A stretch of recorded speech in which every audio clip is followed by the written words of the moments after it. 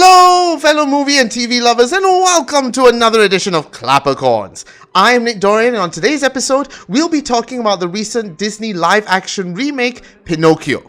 Now, for some reason, within the last few years, we've had some sort of Pinocchio renaissance. It started with Matteo Garrone's adaptation of Pinocchio with Roberto Benigni as Geppetto, and then Guillermo del Toro announced he will be making one as well for Netflix with a whole slew of actors, including Ewan McGregor as Jiminy Cricket. But there was one that felt a bit off. Pinocchio, A True Story. It starred Pauly Shore as Pinocchio, and instead of me trying to explain, have a look at this clip and you'll understand. Father, when can I leave to be on my own? I've got the whole world to see. It was a bit weird. However, there was one company that seemed to keep very quiet in the matter, a company that I didn't expect to keep very quiet, because they were the ones that introduced us to Pinocchio way back in 1940, none other than Disney themselves. But I didn't have to wait long because eventually they announced that they would be doing their own live-action remake, starring Tom Hanks as Geppetto and having Robert Zemeckis direct the film. Now, I've always had a bit of trepidation when it comes to the live-action remakes that Disney does. Sure, we've gotten some good ones such as Cruella, The Jungle Book, and Christopher Robin, but don't forget they've had their fair share of misses as well. Aladdin, Beauty and the Beast, and lest we forget, Mulan. So, understandably, of course, I had my hesitations when it came to this film. The first trailer itself didn't impress me. Pinocchio looked way too smooth.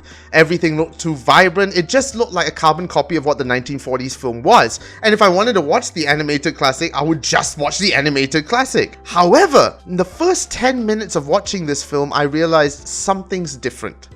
And I actually started to enjoy the film. Now, don't get me wrong, this is still a carbon copy of the original animated classic, but they have added little elements here and there to still sort of give it a fresh take and give enough for the adults and the children to enjoy it both at the same time. While the set pieces and the characters such as Pinocchio still look a bit clean, it still looked better than it did in the original trailer. I could still believe that Pinocchio was actually a puppet that somebody was holding out to strings, so much so that when they had the original puppet in the beginning, I kind of thought, did they just take this out of the Disney vault and just use that instead? Because it looked exactly what we thought the original would look in 3D, in real life. For us adults, this is a huge nostalgia hit. It brings back all the memories of the original film, and you'll find yourself even going, oh my god, it's this moment, or oh my god, it's that moment. But having said that, there was some new additions that I felt didn't quite work. The introduction of Fabiana and her puppet as well into this film was never before seen in the cartoons, any adaptations, or even the book for that matter. Like, the only purpose that these two characters were there for was to befriend Pinocchio, and when things started happening, they would go, hey, Pinocchio, come join our circus and puppet troupe. That was essentially it.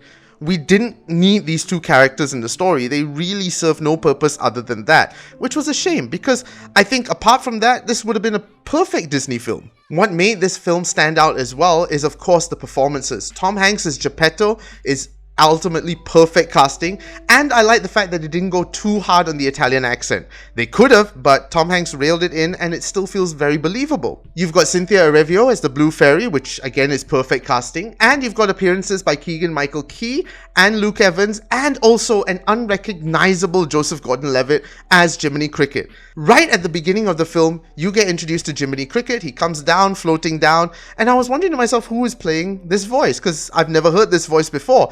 And so when I found out it was JGL, it really took me aback for a minute. He seemed to have harnessed a lot of the original 1940s performance and transformed it into his voice. Like, you do not recognize this man at all, and it's so much fun to listen to. It kind of makes you wish that he was on your shoulder the entire time, telling you what to do. Having Joseph Gordon-Levitt as my conscience. Could work.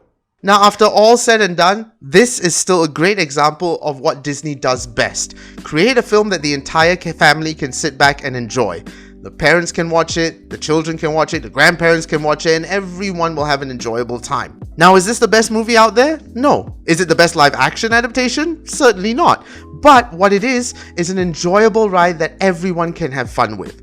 It's something that you can just throw on, sit back, relax, and escape the world for a while, and just live vicariously through a young puppet boy's eyes. There's nothing more to it. It's just fun. So yeah, do yourself a favor, go and check out Pinocchio for yourself. It's currently streaming on Disney Plus and Disney Plus Hotstar, so make sure you check it out there.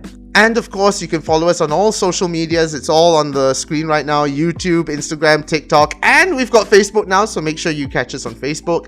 And don't forget, you can also check me out at Geeks in Malaysia. We have a bi-monthly podcast, myself, Amelia Chen, and Khairul M. Baha. We talk about everything and anything to do with pop culture, movies, films, TV shows, whatever you can think of. Did I just say movies, films? And I also write for the media outlet Goggler. I write a few film reviews as well, so make sure you check it out down below. So, until next time, thank you so much for watching. I am Nick Dorian, and I will see y'all next time.